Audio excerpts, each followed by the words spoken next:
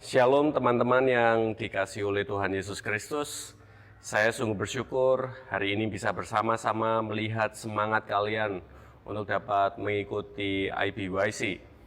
Bergabung menjadi crewmates bersama dengan ribuan anak-anak muda dari seluruh gereja baptis di Indonesia.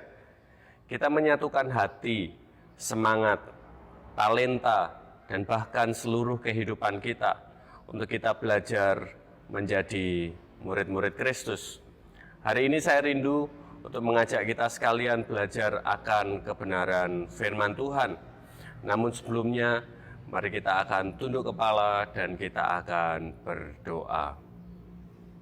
Terima kasih Tuhan atas kesempatan yang sungguh indah untuk kami bisa mengikuti IBYC pada saat hari ini. Kami rindu untuk dapat diperlengkapi oleh kebenaran firman Tuhan. Kami percaya ketika kami menjadi anak-anak muda, Tuhan selalu senantiasa menuntun kami. Dan kami merindukan kebenaran-Mu menjadi pedoman atas kehidupan kami. Ya Tuhan, kami saat ini siap untuk belajar firman-Mu. Tuhan Yesus tolong dan Tuhan Yesus berkati kepada kehidupan kami. Hanya di dalam nama Tuhan Yesus Kristus, kami berdoa dan kami mengucap syukur. Amin.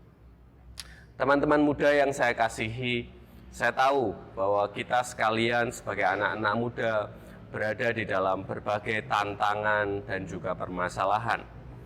Ada di antara kita yang mungkin kecanduan sosial media. Ada di antara kita yang mengalami stres yang begitu tinggi.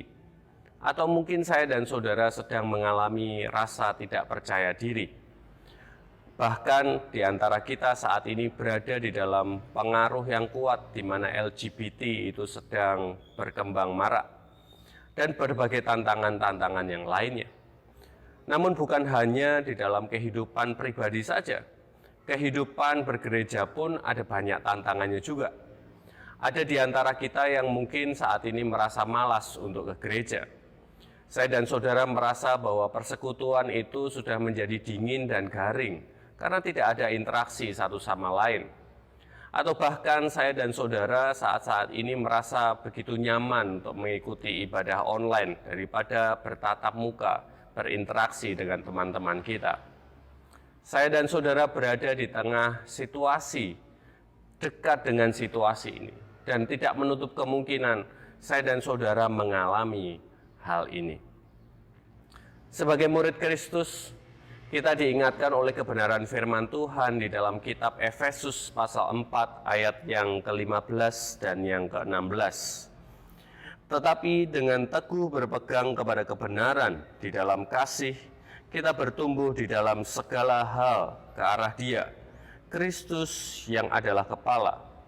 Daripadanya lah seluruh tubuh yang rapi tersusun dan diikat menjadi satu oleh pelayanan semua bagiannya, sesuai dengan kadar pekerjaan tiap-tiap anggota, menerima pertumbuhannya dan membangun dirinya dalam kasih. Teman-teman muda yang saya kasihi, Rasul Paulus mengingatkan kepada jemaat Efesus dan juga kita sebagai jemaat pada masa kini, bahwa di dalam segala keadaan, di dalam segala tantangan apapun, saya dan saudara harus mengupayakan hal ini dengan konsisten, yaitu bertumbuh, atau dalam bahasa Inggrisnya disebut sebagai grow. Saya rindu untuk menggunakan akronim GROW ini menjadi pelajaran bagi saya dan saudara. Yang pertama adalah G, guided biblically, dipimpin oleh kebenaran secara alkitabiah. Dari ayat yang ke-15 ada frase yang berkata, teguh berpegang kepada kebenaran. Rasul Paulus mengingatkan bahwa jemaat yang ada di Efesus menghadapi berbagai pengaruh pengajaran yang sesat yang bisa membuat mereka jauh dari Tuhan. Namun, ketika mereka bisa hidup teguh, konsisten di dalam kebenaran, maka mereka akan mengalami keadaan iman yang baik. Bahkan mereka akan merasakan kedewasaan rohani yang luar biasa. Inilah juga yang seharusnya kita upayakan sebagai anak-anak muda Kristen, bahwa Sejak dari sekarang, saya dan saudara akan terus pegang teguh komitmen untuk hidup di dalam kebenaran. Kebenaran yang saya dan saudara yakini, yaitu Alkitab. Saya dan saudara perlu untuk membacanya, saya dan saudara perlu untuk merenungkannya, mempelajarinya, dan bahkan mempraktekkannya setiap hari. Sehingga hal inilah yang akan mendorong kita di dalam keadaan terpimpin oleh kebenaran. Dengan pimpinan kebenaran firman Tuhan, saya dan saudara tidak akan mengalami kebingungan secara rohani, dan saya dan saudara akan mengalami pertumbuhan di dalam iman. Itulah yang pertama. Dan kemudian yang kedua adalah R, rooted in a local church, atau berakar di dalam gereja lokal. Dari ayat yang ke-16 terdapat frase daripadanya lah seluruh tubuh. Kata tubuh yang dimaksud ini menunjuk kepada kesatuan pribadi saya dan saudara sebagai orang-orang percaya. Dan ini sangat sesuai dengan definisi gereja sebagai kumpulan orang-orang yang beriman kepada Yesus. Rasul Paulus menjelaskan bahwa di dalam Kristus, orang beriman itu berada di dalam keadaan yang rapi tersusun dan diikat di dalam sebuah kesatuan. Hal ini menegaskan bahwa komunitas bergereja memiliki peran yang begitu penting bagi pertumbuhan iman dan bisa memaksimalkan potensi pelayanan kita. Maka dari itu, saya mendorong kepada setiap anak-anak Tuhan untuk saya dan saudara menyatakan diri menjadi loyal, setia kepada Tuhan dan kepada gerejanya. Satu gereja lokal akan menolong saudara untuk semakin tajam dan mendalam memahami doktrin Alkitab yang saya dan saudara yakini sebagai umat baptis. Satu gereja lokal akan memaksimalkan potensi saudara untuk dapat mempraktekkan kebenaran melalui pelayanan-pelayanan yang ada. Melalui kehidupan saudara yang berakar kuat di dalam Tuhan melalui gereja, inilah yang akan membuat gereja kita bertumbuh dan gereja kita bisa menjadi saluran berkat bagi banyak orang. Kemudian yang ketiga adalah O, obey God responsibly, atau taat kepada Tuhan dengan penuh tanggung jawab. Perhatikan dari ayat yang ke-15 dan yang ke-16, ada kata bertumbuh dan pertumbuhannya. Kata bertumbuh diikuti dengan frase dalam segala hal ke arah Dia, Kristus yang adalah kepala. Artinya, pertumbuhan dan Kristus itu adalah hal yang terkait begitu erat.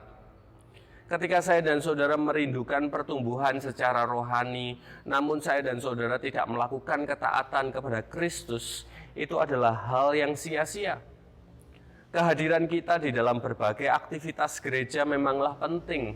Namun kalau ternyata itu hanya dipraktekkan sebagai sebuah topeng untuk menutupi dosa perbuatan kita, dosa perkataan kita, maka Kristen kita adalah hanya di dalam identitas belaka.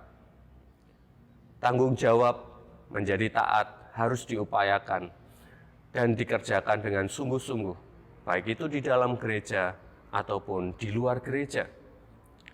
Sebagai anak-anak muda, mari kita bisa belajar untuk menjadi taat dari hal yang sederhana.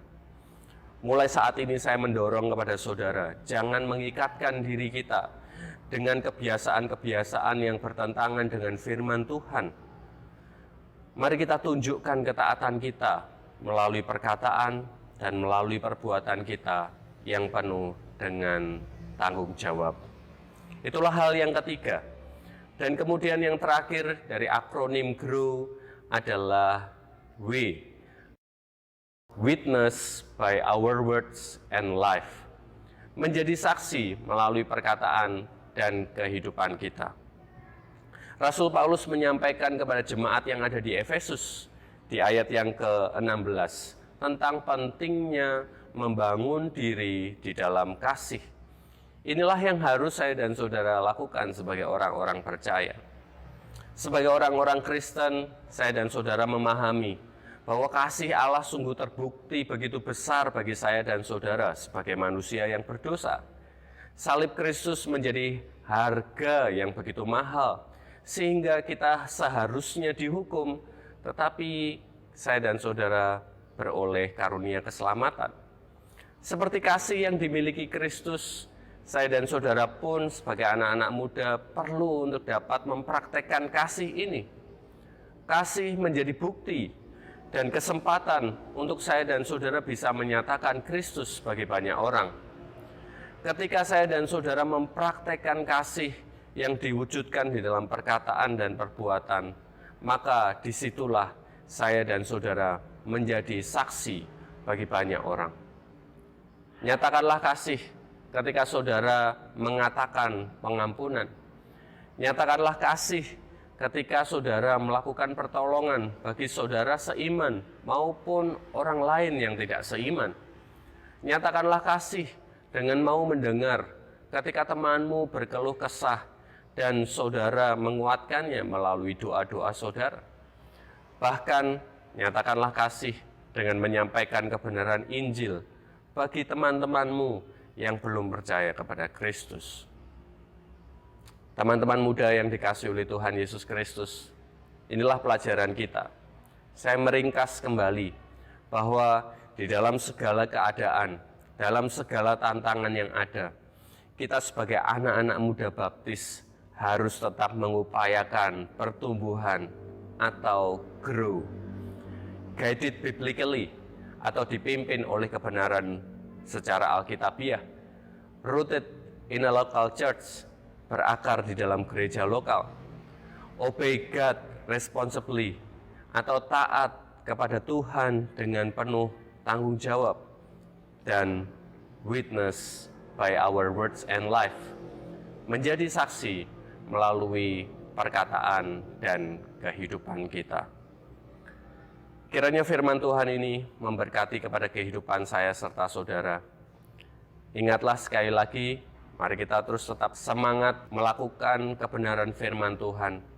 Dan di dalam kebersamaan, kita akan bertumbuh bersama-sama.